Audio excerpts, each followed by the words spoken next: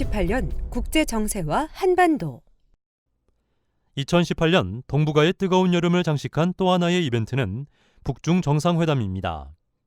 중국은 김정은 체제에 들어와 처음으로 정상회담을 수용하여 3월 북중 정상회담이 개최되었고, 이후 5월 북중 정상회담과 6월 북중 정상회담이 순차적으로 개최되었습니다.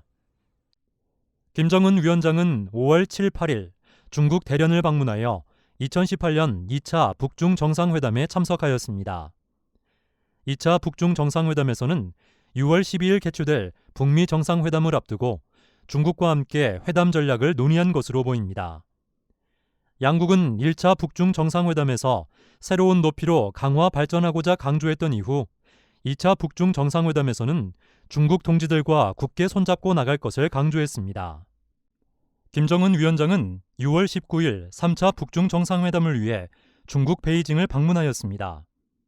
6월 12일 개최된 북미 정상회담의 결과를 중국의 시진핑에게 설명하고 이후 대응 방안에 대해 논의한 것으로 보입니다. 또한 새로운 정세 하에서 양국의 전략 및 전술적인 협동을 강화하는 방안을 논의하고 본격적인 북미 협상을 앞두고 양국은 공동 대응책을 모색한 것으로 보입니다. 김정은 위원장은 북중 관계를 한 집안 식구로 표현하면서 중국 동지들과 한 참모부에서 긴밀하게 협력할 것을 강조했습니다.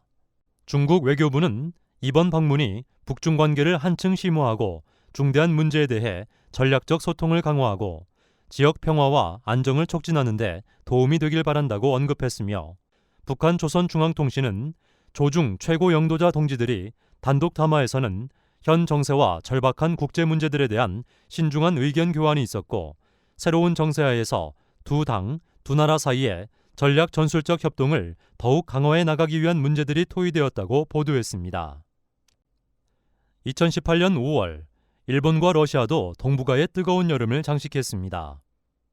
5월 26일, 푸틴 러시아 대통령과 아베 일본 총리가 모스크바에서 러일 정상회담을 개최한 것입니다. 양국은 양자 관계 문제와 국제 현안에 대한 의견을 교환하고 북한의 비핵화 실현 필요성에 공감하고 북한의 비핵화 문제에 양국이 긴밀한 협력과 공조를 하기로 합의하였습니다. 러시아는 북한의 핵무기, 탄도미사일 프로그램으로 발생한 긴장과 일본인 납북자 문제를 해소하려는 일본의 입장을 이해하였습니다.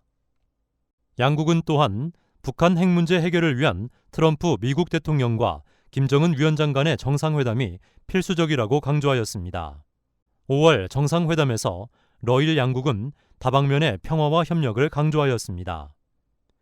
양국은 영토 분쟁 대상이지만 러시아가 실효 지배하고 있는 쿠릴 열도에서 양국의 공동 경제활동 구상을 실현하는 문제에 대한 의견을 교환했습니다. 일본의 경우 경제 협력을 통해 쿠릴 영유권 분쟁을 타결하고 제2차 세계대전 이후 아직 체결되지 않은 평화조약 문제를 매듭짓는 것을 기대했습니다.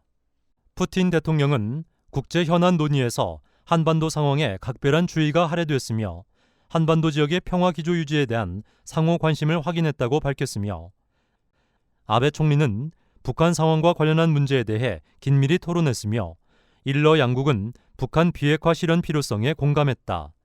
북한이 올바른 방향으로 가도록 일러는 긴밀한 접촉을 유지해 나갈 것이라고 입장을 밝혔습니다.